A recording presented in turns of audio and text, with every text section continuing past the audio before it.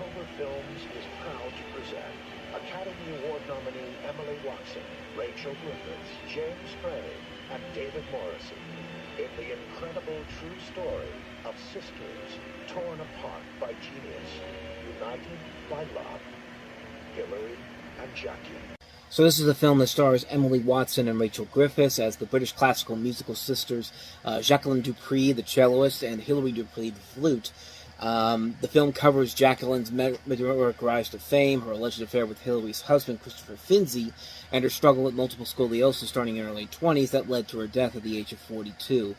The film attracted controversy because of distorting details about Jacqueline's life. Some personal friends of Jacqueline publicly condemned the film, and Hillary publicly defended her version of the story. Went on to become a critical success. Both of them got nominated for Oscars for Best Actress and Best Supporting Actress. It's directed by Anna Tucker, who actually has made a movie I actually did really like of his, Shop Girl, with Steve Martin, Claire Danes, and Jason Schwartzman, which will actually be the next film that comes up after this. And other than that, that's pretty much all I know about this movie. I've never seen this film. Rachel Griffiths and Emily Watson are great actresses. Would be surprised if they really did deserve those Oscar nominations, but that's pretty much all I know about this particular film. I've never seen it before. I can't really say too much about it. So that is Hillary and Jackie. I don't even know much about this person, quite honestly. So these people, I should say. So anyway, let's go ahead and move on to the next movie, and that is Nick Nolte in Affliction. Academy Award nominee Nick Nolte. You need me. Even Pop for Pete's sake, he needs me. This town needs me. Academy Award winner Sissy Spacek. What the world is happening to you? Film legend James Coburn. You done finally done it. Right, done it like a man done it. And Academy Award nominee Willem Dafoe. Affliction. So you have James Coburn as a Boston University professor telling of the events that led to the disappearance of his brother, played by Nick Nolte. The police officer investigates is deeply troubled, and the murder case drains his mental acuity to a point to a total mental collapse. And this is directed by Paul Schrader, who did American Gigolo and Cat People, and would later do the other Exorcist prequel, Dominion, and then before that he did Autofocus. Another one I haven't seen before. This is a film that Nick Nolte was nominated for an Oscar for Best Actor. James Coburn won an Oscar for this for Best Supporting Actor. And, again, that's really all I know about this film. I've never seen it before. So not much more I can add to it. I mean, it's got a great cast. I mean, Sissy Spacek, Willem Dafoe also in here. 4 very brilliant actors in this film. I mean, I wouldn't be surprised if this has actually turned out to be a pretty good movie. So I would think that this is a pretty good movie, but like I said, I haven't seen it, so I can't really say too much about it. So let's go ahead and move on to the next movie, one that I actually have seen. It is Playing by Heart. Romance can be difficult. I don't date. I don't want to have sex. Love can be impossible. He finds just the right words to crush my soul. Shut up. Of course I'm crazy about it. And sometimes you just gotta get over it. But now, some very different people. That's some dollars. Barney, get down, sweetie. Suddenly I'm feeling a little inadequate. Are about to become truly incredible couples It's too late to slow down. It's very... with a one-of-a-kind love. I love conversations. See what the guy's saying. I can't stop thinking about it. Let's not think about it. Miramax Home Entertainment presents a hilarious romantic comedy You really didn't sleep with it. I didn't. filled with surprising twists I didn't want to sleep with it. Oh, good God, yes, I did. that's seductively funny. Guess you're planning on being John tonight? Don't be. Gillian Anderson, Ellen Burstyn, Sean Connery, Anthony Edwards, Angelina Jolie, Jay Moore, Ryan Felipe, Dennis Quaid, Jenna Rollins, Jon Stewart, and Madeline Stowe. If romance is a game, there's only one way to win. Playing by Heart. Because I know some of you out there have had that fan fiction that you wanted to see Jon Stewart and Scully from the X-Files get together. Well, here's the movie that actually happens in. So basically, you have a plot here where you follow...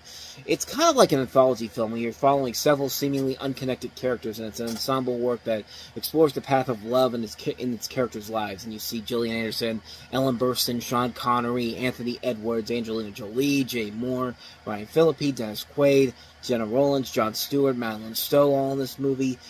It's a very... it's a very interesting film, but not a perfect film. I mean, I saw it mostly because I saw the different elements that I thought could actually be pretty interesting in here. Specifically seeing Sean Connery playing a role that's kind of outside of his normal characters that we usually see him as he's playing the love interest to Jenna Rollins' character. Was it Jenna Rollins or Ellen Burstyn? Now I can't remember. Yeah, it was Jenna Rollins. It's been a while since I've seen this movie, so that's why I'm kind of a little mixed up on what happens actually in the film. But like I said, it seems like something that looks like something out of his normal thing that we're usually used to seeing him as, and he actually is pretty good in the film. In fact, everybody in the movie in here is not bad. Everybody in here plays their roles very well. It's a pretty generic romantic comedy, pretty much. I mean, there are some other characters in here. Kelly Waymeyer, Patricia Clarkson, Michael Emerson, Amanda Peet, Hilary Duff is an extra in this, as an uncredited extra, one of her early film roles. But it's a film that honestly just kind of, it's there, but it doesn't really do anything that makes me want to see it again. The only other reason I would probably say check this movie out is to see a young Angelina Jolie in one of her early film roles. Other than that, though, there's not really a whole lot more I can really recommend about the film, honestly. I mean, for a one-time watch, it's good enough, but honestly, I think a lot of people would be expecting more with the people that they have involved here. But at least the film's credit, it's a lot better than some of these other ensemble romantic comedies we've gotten in the last year since then. And this is still better than something like Town and Country or New Year's Eve or those terrible Gary Marshall ensemble romantic comedies that came after He's Just Not That Into You. But I don't know. I thought it was alright, but it's been a while since I've seen it, though. That's Playing by Heart, so on to the next movie, The High-Low Country. With that kind of love, nothing else matters. Not the law, not what people say, and not consideration for life or death. No! Hey!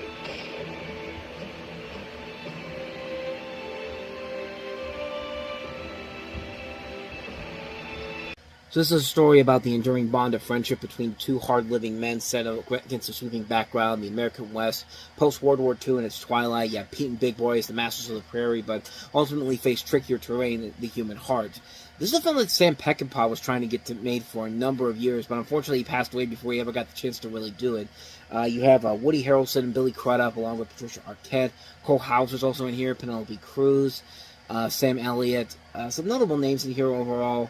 But this is Stephen Frears that directed this film, who also did The Grifters and Mary Riley, Hero. High Fidelity would come after this. Again, that's really all I know about this one because I haven't seen the film, unfortunately, so I can't really say if it's any good or not. But I mean, it's got the talent there to maybe make it worth a watch at some point. But that's pretty much all I know about it, so I can't really say if it's any good or not. So that's The High-Low Country. So on to the next movie, and that is Another Day in Paradise.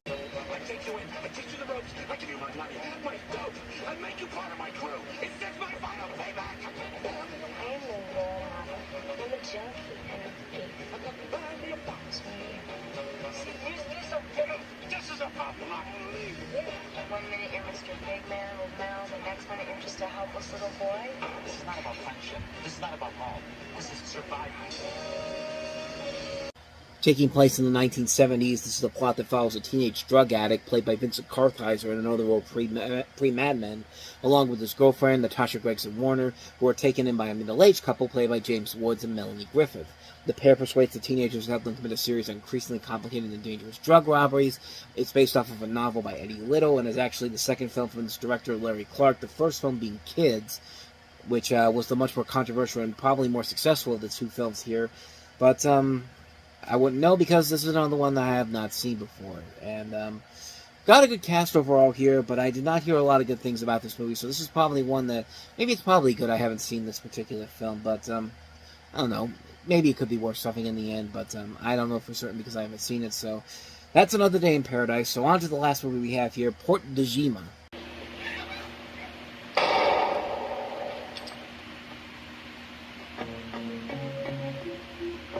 So the story is that because this guy wanted to make a promise to his friend, this physicist named Antoine Barassi, murdered in Port de Gima, a former territory of the French Empire in East Africa. This guy, Pierre Feldman, a surgeon, shares in the footsteps of the disappeared. Antoine is chosen to camp a rebellion, supports Assad and Ahmad's fighting against the powers in place. Despite the warnings, Peter goes to Antoine's dispensary, and he discovers a bruised and violent Africa, and essentially the reverse of a humanitarian commitment. This is a film that came out. This is a French film. Really do not know too much about this one. That was only a little clip that I could show you there. Yeah, it's another one I really don't know too much about because I have not seen the film. So, came out this weekend in the U.S., so might as well conclude in here. That's Port de Jima.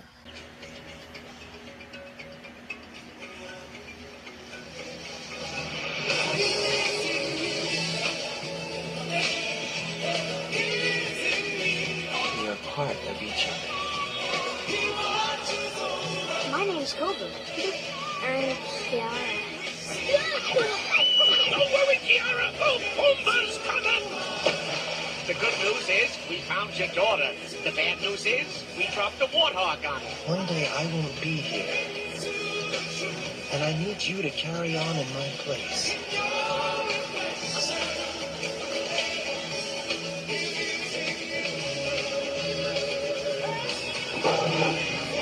These lands belong to Scar. Get out. What is your destiny? I will avenge Scar. Scar. Oh, heck of a guy. A little moody, but... You were banished with the other outsiders.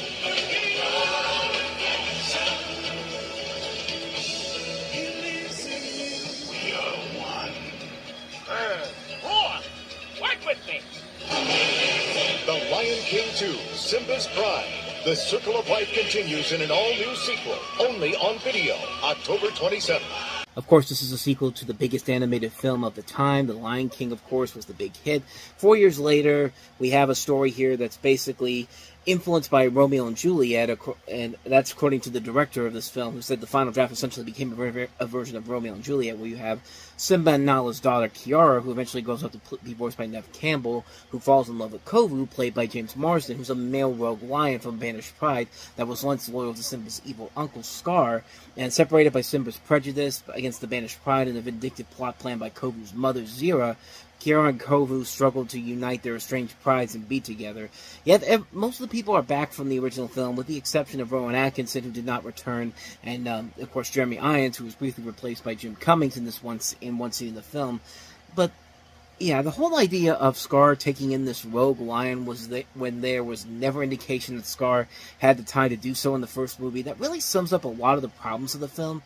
Some of the stuff that they try to set up in the past film don't really connect, and the script never does a good job of sticking with the continuity of the events from the previous film. But other than that, though, the movie itself isn't actually too bad. I would honestly say that I thought it was kind of interesting they got everybody back here, including like the bigger stars, Matthew Broderick, Nathan Lane, who had just become a big star in this. Neve Campbell. I mean, Neve Campbell was in the Scream movies at this point, some of the biggest horror movies at the time, and and to be honest, they don't really breathe a lot of new life to the project themselves. They're kind of the same characters they were in the first movie, which isn't a bad thing, but you're working with a script that's not quite as strong as the original movie is, and a lot of the new life comes in with the newer characters, like Neve Campbell's character.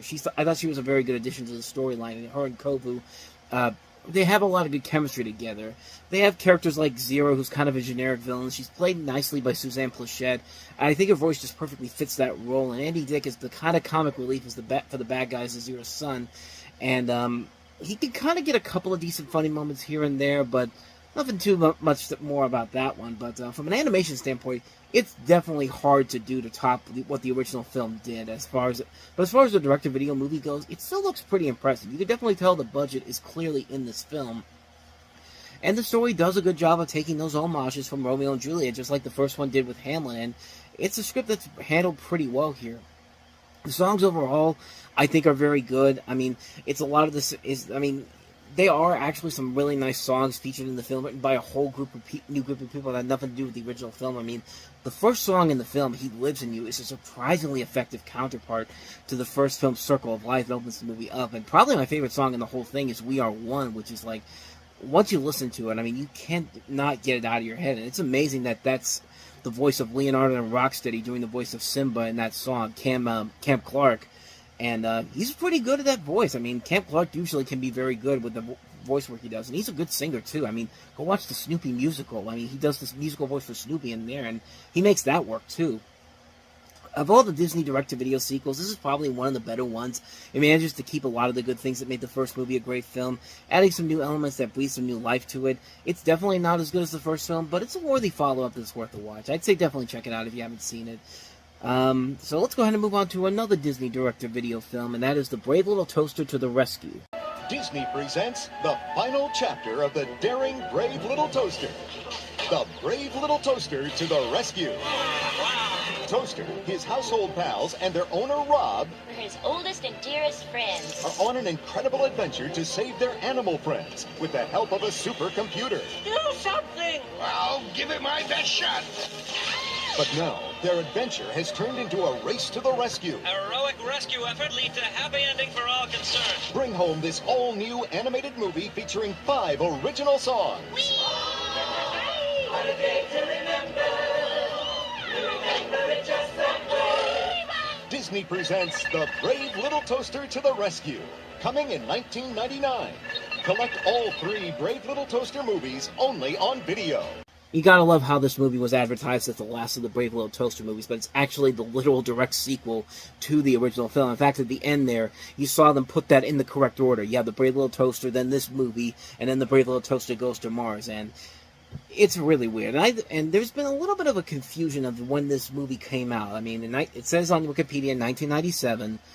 I thought it came out on video in 1998. But it says on there it came out on video. It came out in the United States in 1999. It actually came out in 97 in the United Kingdom. So you know what? I'm just going down the middle here to say it's not technically released in 1998, but it's close enough. And the Brave Little Toaster and his friends have to rescue the animals at this veterinary hospital from being sent to a testing laboratory.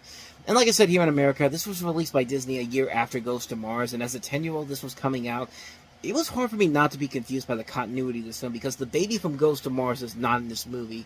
And it's pretty clear, and they show you pretty clearly right away that Chris and Rob are not a married couple yet. It's not until the end of the film that the two actually get hitched. And you can tell that the rat character, Ratso, actually acts completely differently than he does in Goes to Mars, starting off as kind of a jerk, but slowly but surely comes around to the rest of the appliances, and by the end of the film. So, it definitely does not feel like an actual follow-up to Go to Mars, but it does, nor does it feel like it wraps up the series itself. But my first time seeing the movie, like I said, I left it very confused. The story played out pretty weird, but okay. It's been over 20 years now, and I've had the chance to see it again.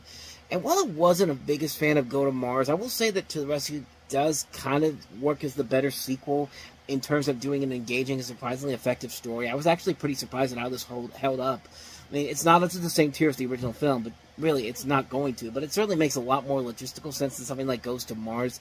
And it doesn't completely pander down to its audience or insults the intelligence of kids like Goes to Mars kind of does. And once again, the animation isn't too bad for this film. It's Hyperion Animation. Usually they can do very good animation, even if the films aren't that great. Something like Bebe's Kids, for example. Not the greatest movie, but the animation overall is still pretty good. And the story as a whole is very formulaic, but there is a little bit of a sense that they're trying to keep both the audience and the adults and kids invested in what's going on. I thought the music overall was surprisingly good as well. They even have a song done by Aretha Franklin, of all people. It's a bizarre song, but it was a song that I was tapping my toes a bit during the listening of it. You got all the cast from the original film back again, and they actually do have some decent names attached to this. Alfre Woodard's in here, Eddie Bracken, Andrew Daly, Eddie Deason, Victoria Jackson, Kevin Meaney, Jay Moore, Danny Nucci. Some notable names all throughout the film. Like I said, it's not a classic movie, but it definitely is a far superior sequel to Go to Mars in that it plays simple and straight to the point. It doesn't pander down to its intended target audience. It tries and, for the most part, succeeds at telling an interesting story. Throws in some nice animation, some good voice work, some weird but more enjoyable songs. It's not going to top the original film by any means, but it definitely feels like a better sequel than Goes to Mars does. And me personally, I thought it didn't even come close to reaching the bottom level that Goes to Mars did. It's definitely a film that I think is better than Goes to Mars. So let's go to some Warner Brothers direct-to-video movies. We have two here that we have right here. Batman and Mr. Freeze Sub-Zero. Wanted more, and it's here. Batman and Mr. Freeze, Sub-Zero. Deep within the frozen Arctic. Nora! The love of Mr. Freeze was shattered. There aren't any deceased donors that match, and we'll have to use a live donor. Copy, Dad. Sorry I'm late. Hang on. An all-new feature-length adventure. Batman has animation beyond anything you've seen before. Let me go! I want my daughter found. Don't worry, sir. We're on it. Brace yourself. If I'm not back in time, go without me. What? Wait! Look out!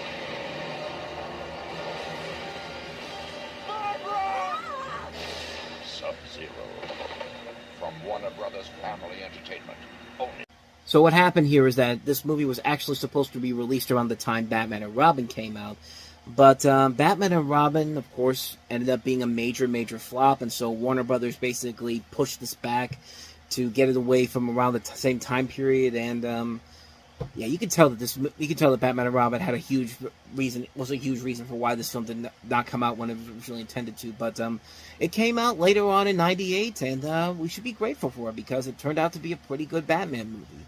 You have Mr. Freeze living in the Arctic with his cryogenically frozen wife. When a submarine destroys her containment capsule, he needs to find somebody to donate a new heart for her, but his search turns up only one donor with the right blood type, and it's Barbara Gordon. Her kidnapping sends Batman and Robin on a hurried chase to free her in time, and I mean, it's not going to come anywhere close to Mask of the Phantasm, but Sub-Zero does a pretty good job of coming really close. I mean, I think the animation overall is very spectacular. You still get that same animation style used in the early seasons of Batman, the animated series, even though the new Batman series and the new Batman animation style had already come out at this point. But there's also a bit of animation style used in the Superman series thrown in here as well. The way they kind of blend the CG into the movie is well done too. You rarely see both 2D and 3D animation used as well as it is in here, especially for a direct-to-video feature like this. And you have great voice acting once again. Most of the people from Batman the Animated Series is back. The only character who gets a new voice over here is the late Mary Kate Bergman as Barbara Gordon, and just before Tara Strong eventually took over the role in the animated series. The story works well enough. I think it actually does tell a better story with Mr. Freeze than Batman and Robin did, and not making it seem really stupid. I mean, it's almost the exact same plot as Batman and Robin, except there's actually a lot more intelligence to it. There's a real thought process being brought into it, and just making it about how Alfred had the exact same disease as Mr. Freeze's wife, like in Batman and Robin. That didn't work out here. But the big difference, instead of it being about Alfred with the same disease, is about Freeze wanting to use Barbara's organs as a last hope to save his dying wife. And once again, it's a much better story creatively and narratively. The action sequences in the film are top notch. The final sequences alone have so many great tense action sequences.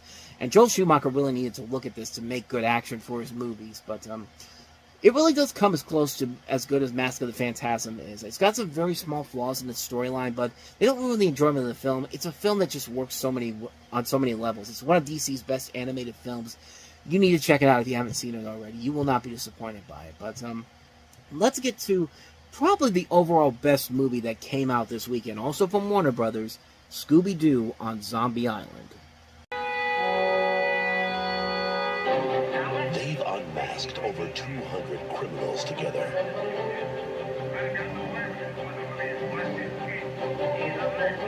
Consider it practice.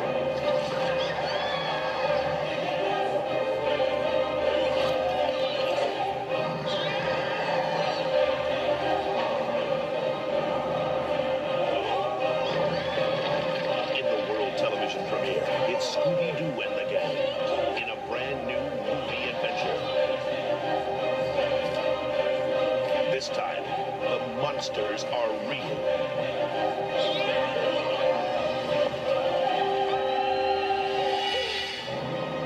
Cartoon Network's Cartoon Theater presents Scooby-Doo on Zombie Island. Tonight at 8, only on Cartoon Network. So needless to say, this was not your grandparents' Scooby-Doo. And in fact, I took that from the Cartoon Network's premiere of it because, back in 1998, that was a big deal for Cartoon Network to launch that Cartoon Theater. And they had those great commercials on TV. I really got to do a segment on that at some point for the Reviewing Network Live because I really got to delve into that. I mean, when they promoted that, they really did a fantastic job of getting you psyched up for these movies. I mean, to have all those movies on there, and then this was supposed to be the big marquee premiere, the premiere of this new Scooby-Doo movie where, this has a much darker tone than any incarnation of the TV series had up to that point. And, of course, the selling point was the monsters are real. It's not somebody in a suit. It's not somebody in a mask. And this movie is amazing. This film is basically, it takes place after.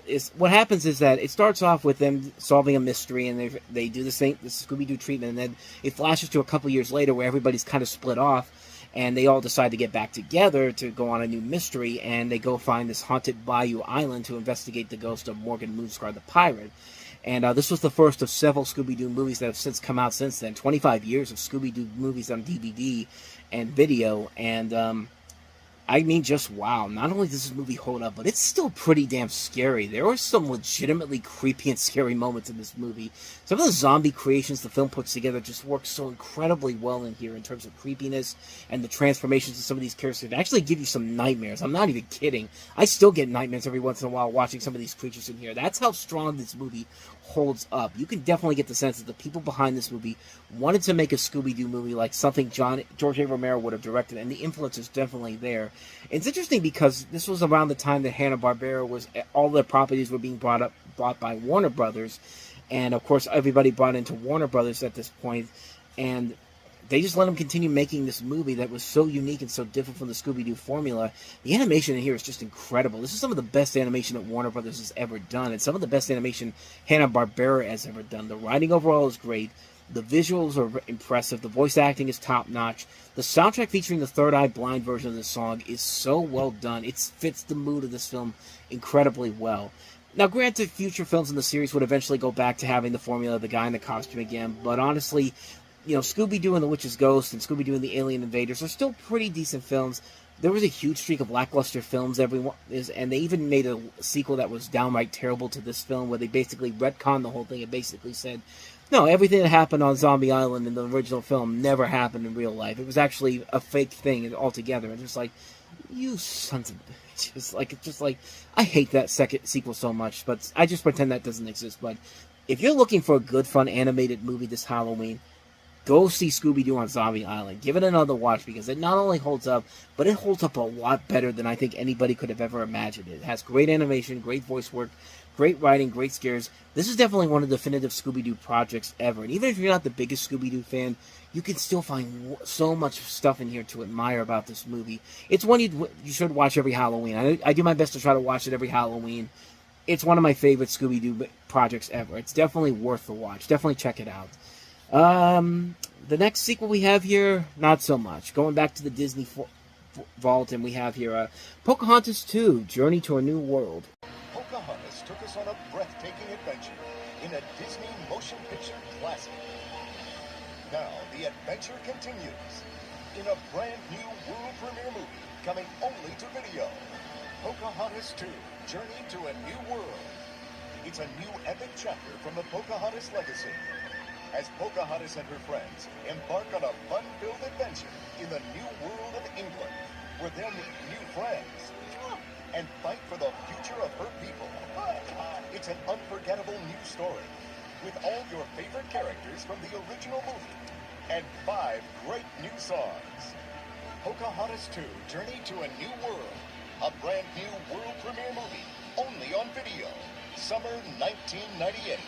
So Pocahontas 2 takes place after the events of the original Pocahontas. The first film dealt with her meeting with John Smith and the arrival of British settlers in Jamestown. In the sequel, Pocahontas journeys to England with John Rolfe to negotiate for peace between the two nations, although her death is omitted from the film's ending.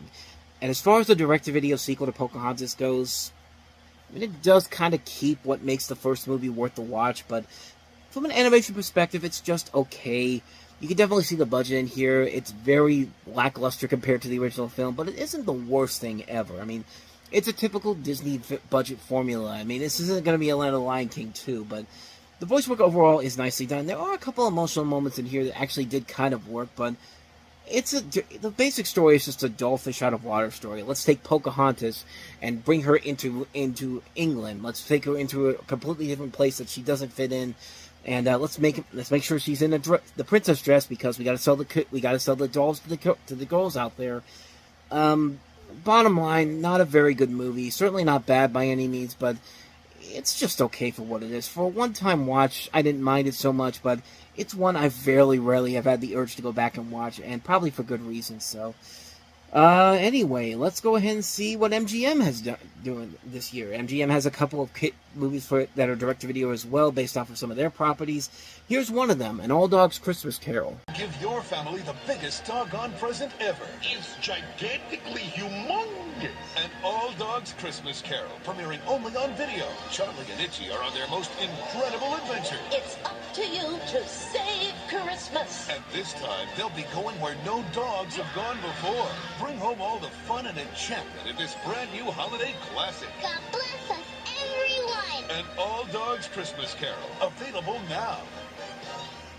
So after All Dogs Go to Heaven 2, there was a TV series of the same name, All Dogs Go to Heaven the series, which ran on the Family Channel for a couple of seasons. Largely forgettable, quite honestly, and this movie actually serves as the finale to the TV series. The big difference is that while Dom DeLuise is back in here, and so is Ernest Borgnine from the last movie. Sheena Easton is also back here as well, but Steven Weber takes over the role of Charlie, that was originally played by Charlie Sheen in the last movie, All Dogs Go to Heaven 2.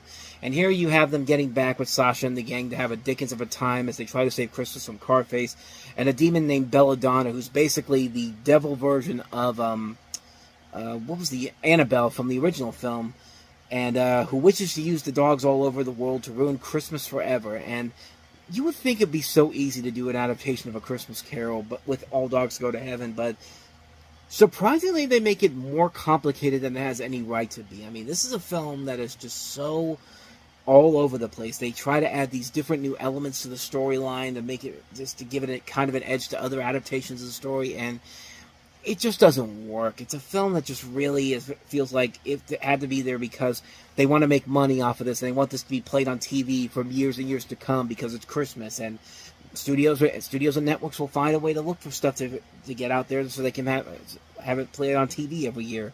I mean, this was on Freeform's on Fox Family's 25 Days of Christmas for a number of years after it came out, so I guess it kind of worked, but it's largely been forgotten, and probably for good reason, because I barely remember the TV show itself, and honestly, I stopped giving it. There's nothing after the first movie. There was nothing really all that memorable about the other films in the series, nor the TV series, and I barely remember the television series as it is. And honestly, this might be one of the worst Christmas Carol adaptations ever. I mean, it's very hard to say because there are a lot of really good Christmas Carol adaptations, and this one just tries way too hard to add so many different elements to it, and it just gets way too complicated. And even I think kids wouldn't really get into it all that much if they saw this version. So that's An All Dogs Christmas Carol. I'll get to the other MGM animated sequel in just a little bit here, but let's look at a live-action movie that came out in 1998 that I want to talk about here, the remake of Rear Window starring Christopher Reeve. After a tragic accident, Jason Kent is coming home. I know you'll make something good out of all this. You always do. To his life. Hi, Freddie Henderson. Oh, God, I'm so sorry. You've been working on my project, keeping it warm for me. Well, I hope I've been doing a little more than that. Actually, I hope you have. To friendly neighbors. See that pond down there? Way back there, one. And a killer view. But the more he looks, the more he suspects. She's not there. Something's happened. Something's happened to her. His neighbor is hiding. I think he killed her last night. A dark secret. You've been spying on me. Dial 911. He knows you've been snooping around. He's coming after you. Get out of there quick. You're breaking up.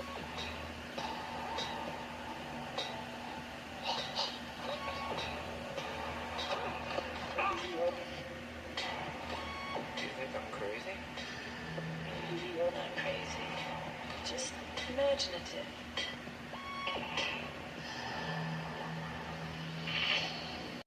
If I was to tell you that around this time, in this 1 week in 1998, you would have two remakes of Alfred Hitchcock classics come out.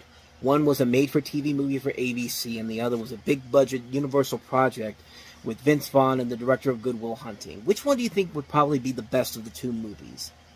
Most of you would probably say Psycho, but no, Rear Window actually probably is the best of the two, even though Not by that much. You basically have the same story as the original film. It's an updated version of it. You have this quadriplegic, played by Christopher Reeve, who's a former architect who now uses a wheelchair and relives the boredom of his daily existence by engaging in voyeurism, a pastime that has allowed him to spy on his neighbors from the rear window of his apartment.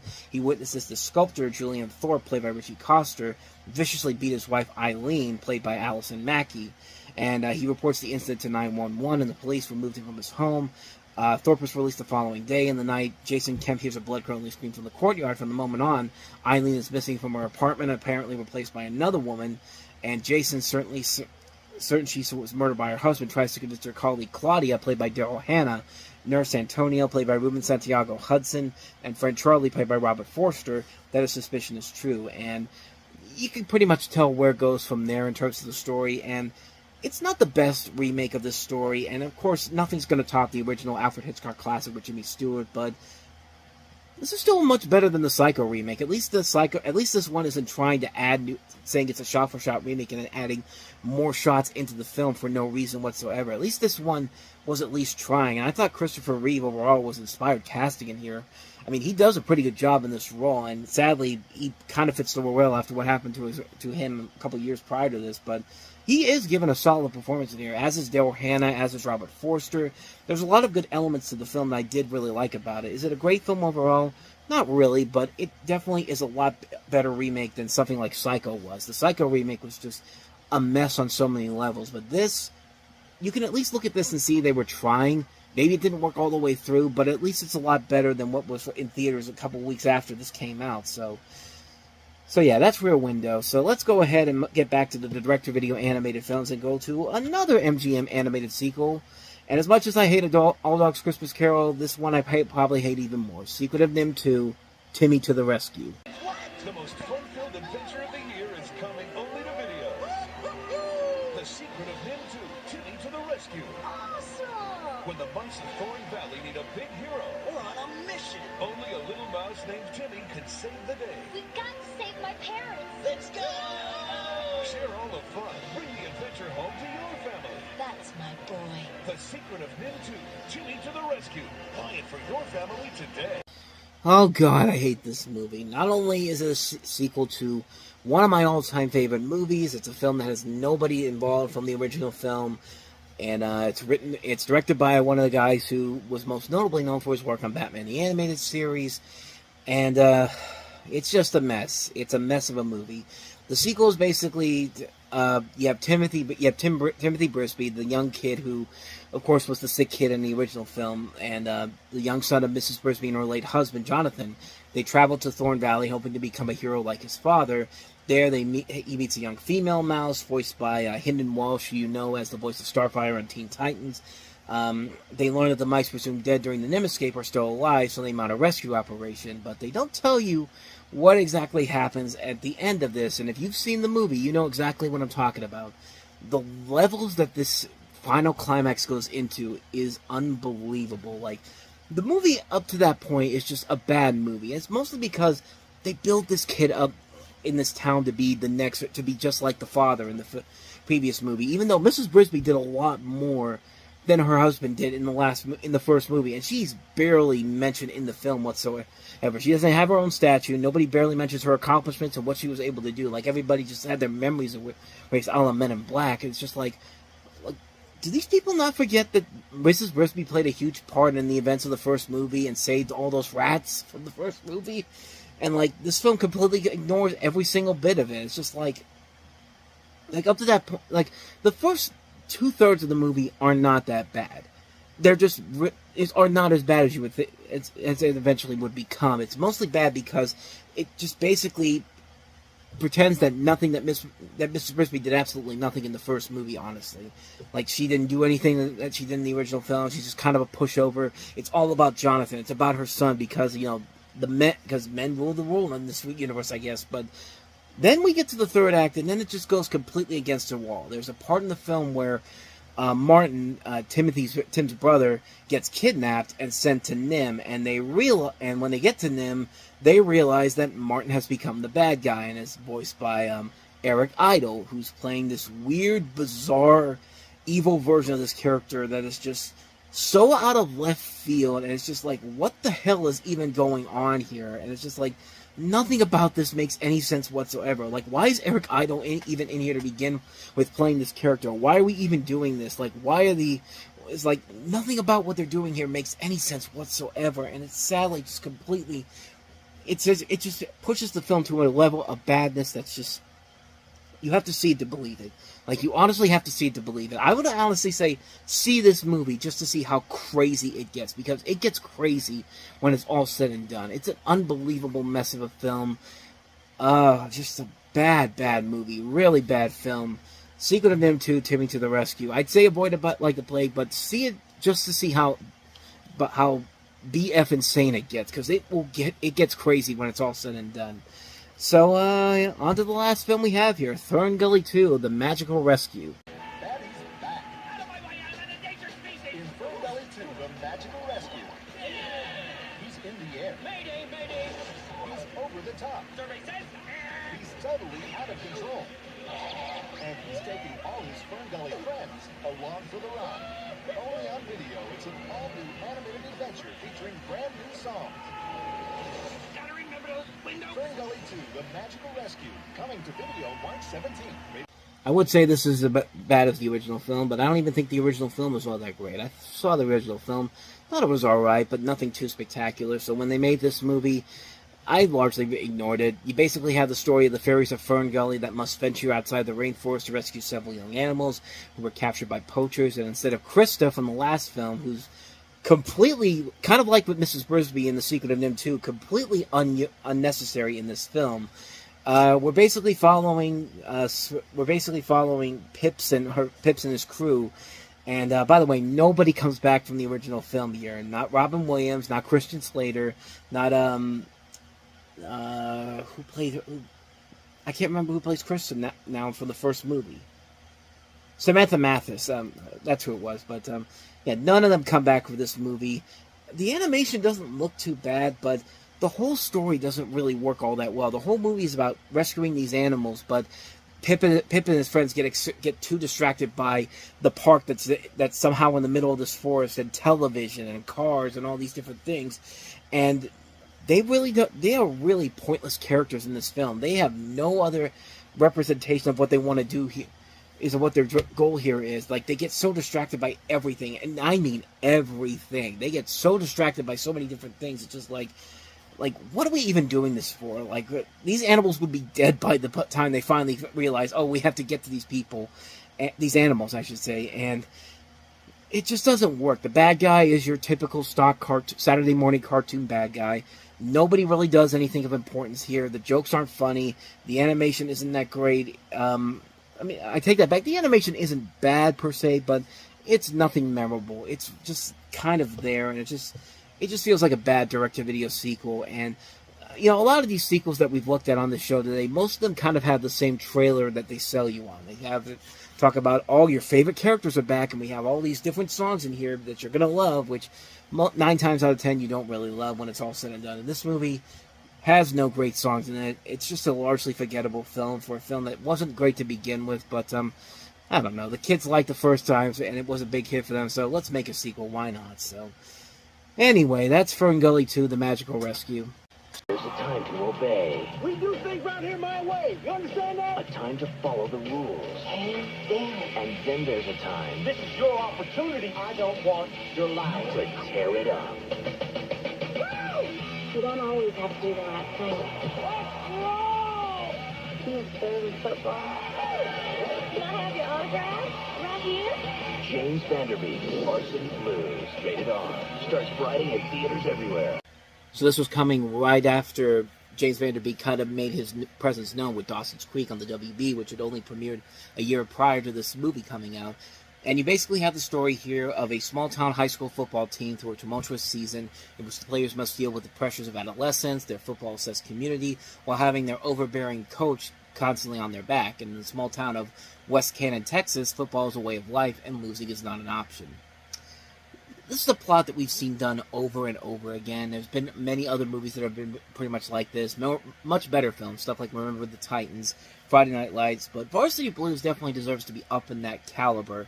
It's a film that not a lot of people really considered to be a great movie at first. I mean, it was a big hit when it came out, but it only got mixed critical reviews. But in the years since its release, it's gone on to have that cult following, and mostly because most of the people in this movie have gone on to have big careers. James Van Der Beek, Paul Walker was in this movie, Ron Lester, Scott Kahn, Ali Larter, Amy Smart, Jesse Plemons is in this film.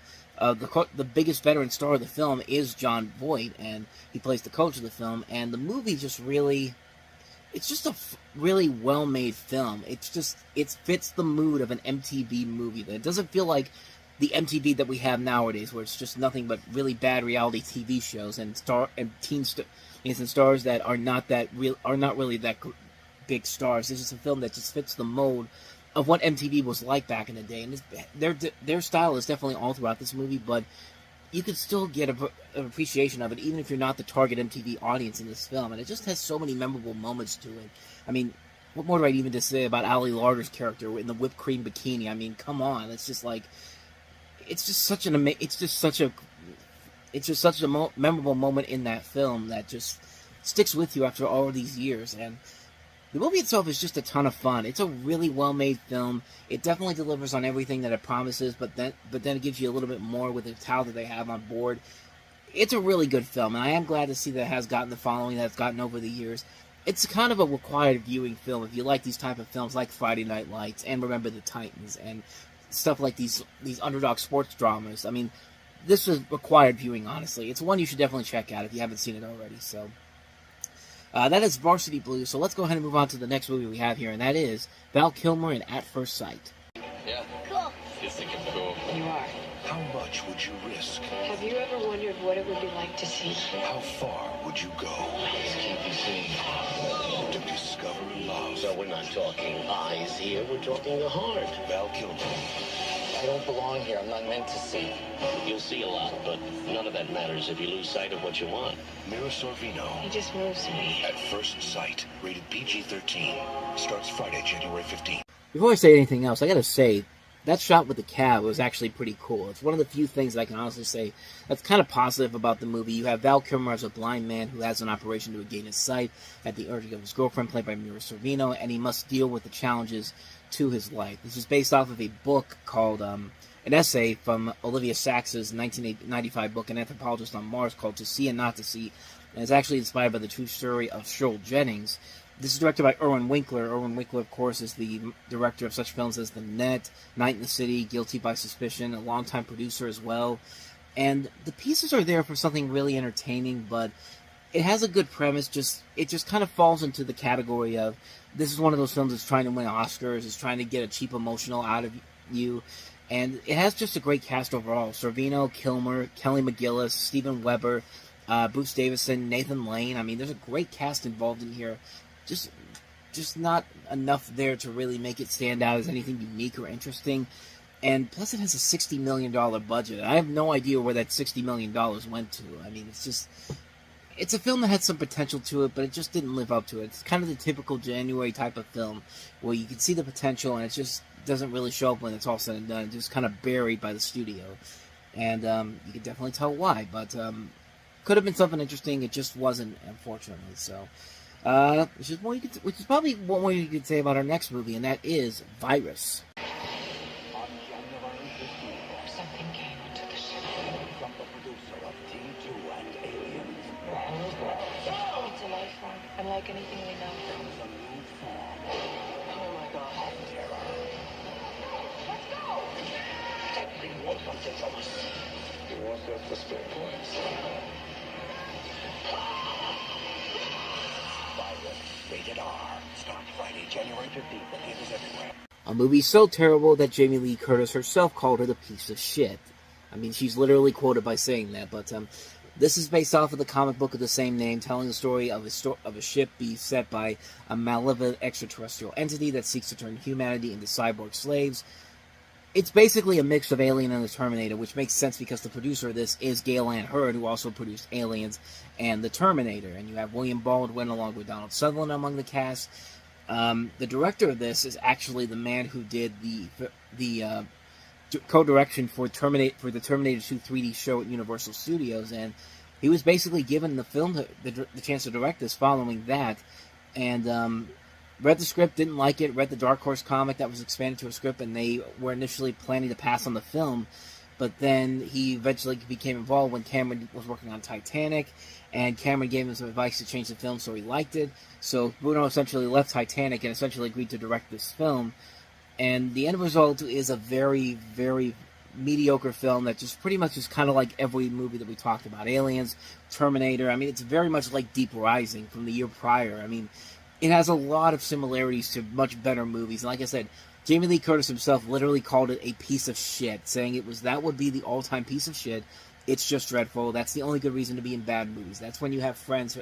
That's when your friends have bad movies. You can say, I've got the best one. I'm bringing Virus, and it's just like it's funny because she also said she tried to get the director fired because of how bad she thought the film was. I mean, that's how much she hated working on this movie, and that just says a whole lot about this film overall. Like, it's a January movie, too, and a film like this does not usually do well in January. And guess what? It has a huge budget, too. $75 million, and it only brought in $30 million worldwide. So, yeah, this was a disaster on so many levels.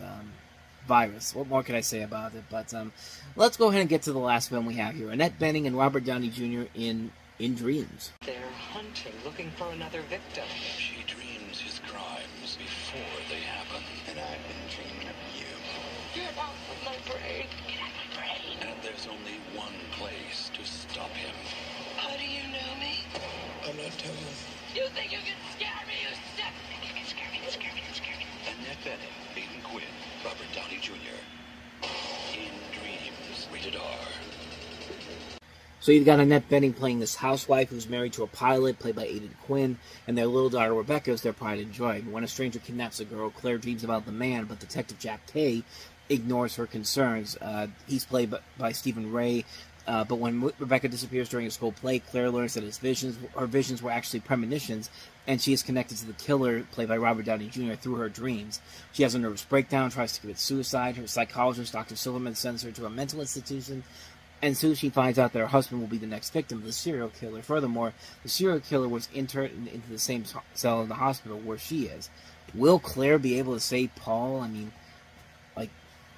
I think that's pretty obvious on what's going to happen here. It's the film that has some interesting visuals to it. It has a good idea to it as well, but, I mean, it's just a film that just really does not have a whole lot there that makes it kind of stand out. I mean, Robert Downey Jr. plays a character whose name is literally Vivian. I mean, and they don't make it, and they basically tell you that they're basically telling you that this is not a female character. This is a character that is, or at least I'm assuming she's not a female character. If they did, they did a pretty terrible job of convincing you otherwise. But the film is just a cluttered mess. I can see the potential where they're going for kind of a more serious Nightmare on Elm Street, where you have Robert Downey Jr. as a different take on as a different version of Freddy Krueger in a way, but it just doesn't deliver on the final process when it's all said and done. And Neil Jordan does a pretty good job of directing this for the most part. The script just isn't there. It just gets way too confusing. There's not a whole lot there to really make it worth it in the end. And there's just a lot of good talent here just being wasted on here. It's a film that had potential to it, but is largely just forgotten pretty quickly. Crashed and burned at the box office, too. Critic-wise, it did okay, but nothing to say that you needed to check this one out. And sadly, that's all I can pretty much say about this one. It's sadly a film that you probably would be best to kind of avoid it because it's not really all that great, but despite the talent they had there, In Dreams is probably one that you should dream about not seeing anytime soon. I'm Gloria. From director Sidney Lumet I got this kid. You know, my kid. His whole family said he's got nobody, so I get stuck with him. comes a story of a boy Jane likes me. Good kid, I like you. all alone in the world, I want my mommy. I want my puppy. This breaks your heart. and the woman You're not enough. who meant the world to him. I want to do the right thing. Sharon Stone, Gloria. If you wanted me to, I could be your mother. And this looks exactly like the type of movie you would see in the month of January. This is actually a remake of a 1980s film directed by John Cassavetes about a gangster's girlfriend who goes on the run with a young boy who is being hunted by the mob for information he may or may not have. That one starred Jenna Rowlands and Buck Henry among the cast. This has, of course, Sharon Stone, and is notable for being the last film for George C. Scott before he passed away. You also have Jeremy Northern, Kathy Moriarty, Bonnie Bedelia, Barry McAvoy, music by Howard Shore. Sidney Lumet directed this one. This was kind of in the last couple of years of Sidney Lumet's directing career. I mean, he'd make a couple other movies after this point, and actually he produced a couple of television series, but this is definitely the twilight of his career at this point. And this was not a film that does not look like a film that really knew exactly what it was trying to do. This is a neo-noir crime thriller, and they're selling this like it's a serial drama or something like that. Like, they sold this the wrong way, and I don't know if you could sell this any other way. This was kind of when Sharon Stone's star power was also kind of dying out as well, so a lot of things not working in this film's favor, so it doesn't look like it's anything too good or anything special, but like I said, I haven't seen it, so I can't really say too much about it, but that's pretty much all I got on that one. That's Gloria, so on to the next movie, and that is Still Crazy. Oh, that was a great gig. We never played the Hollywood Bowl, but that's one of my most vivid memories. Wait! So what do you want from me?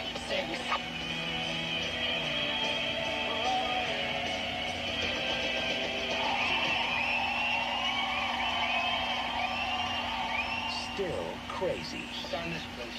Sure, man. Best wishes. To who? I need a signature for the pizzas. Still crazy after all these years. I'm sorry to Paul Simon for butchering your song there, but that's the first thing I thought about when I heard the title for this. But this is a film directed by Brian Gibson, his last film he directed before his death in 2004, and follows a fictional 1970s rock band named Strange Fruit, who, after being split up for 2 decades, are persuaded to get back together to perform at a reunion in the same concert venue where they played their last gig. The film focuses on the personal lives of the band members, those closest to them, and their individual experiences with approaching middle age and the success that eluded them. You see some notable names in there: Stephen Ray, Billy Crudup, Timothy Spall, Bill Nighy. Just some notable names in here overall. This is a film that did well with critics, and it's actually written by the people who wrote some pretty good movies: Flushed Away, Across the Universe, The Bank Job. Those wouldn't come until into the near the end of the 2000s, but they have written some pretty good movies. And like I said, this is the last film Brian Gibson directed before he died in 2004. This is a pretty decent film. It's kind of trying to be the new 90s equivalent to something like This Is Spinal Tap. Like, it's definitely trying to be like the mockumentary type of a film. It doesn't necessarily go that route. It plays it straight up like a scripted film does, not like a documentary. But for the most part, it does its job pretty well. It's a film that I saw it. I got some enjoyment out of it, but I don't know if it's one I'd rather watch over and over again. But I'm glad I saw it, and I'm glad I actually got something out of it. It was one of those little surprises that came out of nowhere, because I really did not expect much going into it. I found a lot to enjoy about it. It's a decent film. Maybe good enough for a one-time watch. I wouldn't say go back and watch it multiple times after that, but that's just me saying that. So anyway, on to the next movie, and that is Children of Heaven. Miramax Films invites you to a magical motion picture in the tradition of Koya, My Life as a Dog, and Cinema Paradiso.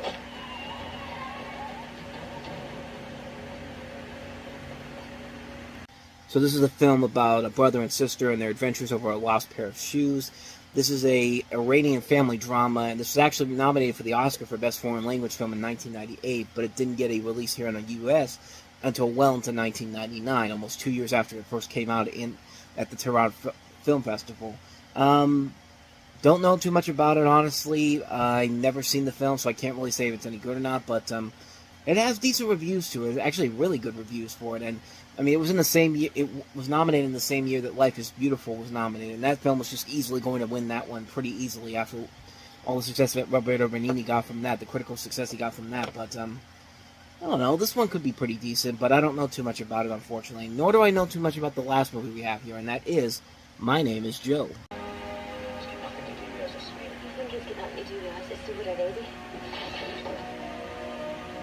They've got a 4-year-old boy. Do you expect me to walk away from that? Can you walk away from that?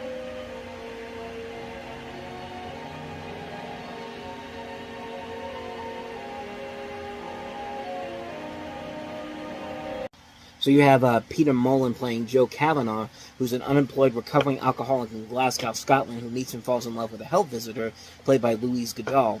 David McKay plays his troubled friend Liam. The film's title is a reference to the ritual greeting performed at Alcoholics Anonymous meetings that's created in the film's opening scene. And again, I really don't know too much about this one because I've never seen this movie. I didn't even know anything about it until I looked it up. But it doesn't look too bad per se. I've never seen these actors in anything notable before. But it was nominated. It won the British Independent Film Award for Best British Film. It was actually the first one to do that. And this director, Ken Loach, has done stuff like Lady Bird, Carla's Song. Not a whole lot of movies that I really recognize here, at least from what I'm looking at here. But let's see. I think we did cover one of his movies back in 1990, Hidden Agenda, but that's one I hadn't seen up to that point, and I haven't seen this one either, so I can't really say if it's any good or not. So basically, just killing time here, giving you some information about this film, because I really don't know what else to say about this one. So yeah, that's My Name is Joe. Zack Seiler had it all. How's it going, man? President of his class, captain of the team, and dating the most popular girl in school. Until she went on spring break. So I've been dancing for maybe 5 minutes, right? And that's when it happened. Oh, fuck God's sake! Brock is from the real world, like the TV show, okay? But they kicked him out of the house. My condolences go out to Zach, who got dissed and dismissed by his magically delicious girlfriend. In order to save his reputation, he's taken on an impossible bet. I'll pick the girl, and you got 6 weeks to turn her into the prom queen. Gentlemen, we have a winner. You call off the bet, you lose. I don't lose. So now, hey, listen. I was wondering if maybe you'd want to embarrass me horribly in front of all these people. So who's the lucky rebound girl? She kind of blew me off. I like her already. Was this some kind of new dorm outreach program? Find out where she hangs out. What she does for fun.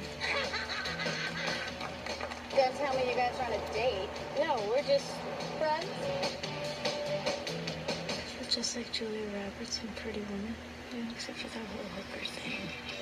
To everyone here who matters, you're vapor. I forgot why I avoided places like this and people like you. Am I a bet? Am I a stupid bet? This is one contest you're gonna lose. It's going down, man. Check it out now. Now, he's about to realize that she's a whole lot more than he bargained for. She doesn't like her $1 million makeover or her overnight popularity? What is it? That's not the point, man. I cared about her. So kiss me. I forget. So kiss me. She's all that. Essentially, you've got a modern-day take on My Fair Lady, of course, and also Pygmalion. You have the story of Freddie Prinze Jr. He's this guy who gets dumped by his girlfriend, and he boasts he can make any girl in his high school popular, and he picks this nerdy girl, played by Rachel Lee Cook, which this is kind of a film that really kind of cemented the memes and the stereotypes about how, you know, just because somebody has glasses and doesn't look pretty, that, like, there's no way you can make them turn into a beautiful woman and actually have feelings for her. And I mean, it's a script it's a story that's not really all that inventive and not that creative, but it can get by if your leads are very good.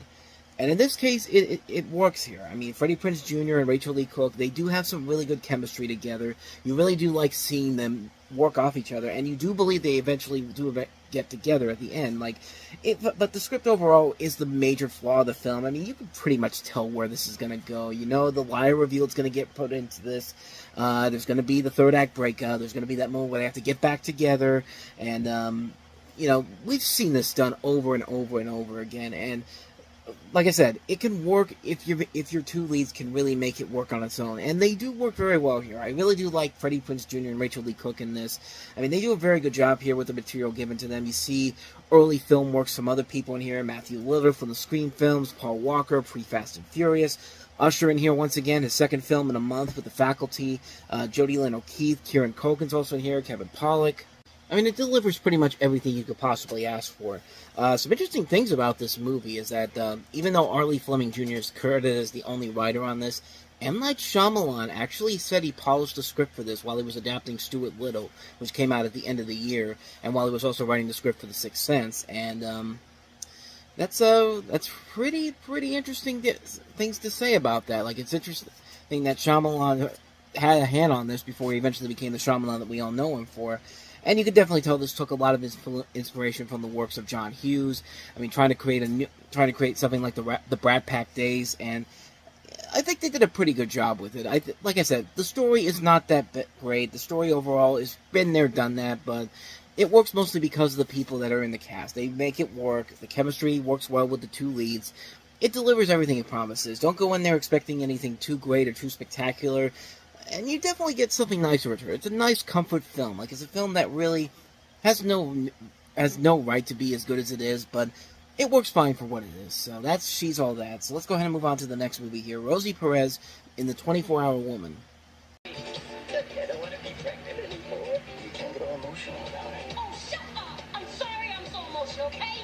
I'm an emotional person. Rosie Perez. Ready to tell the truth. Now!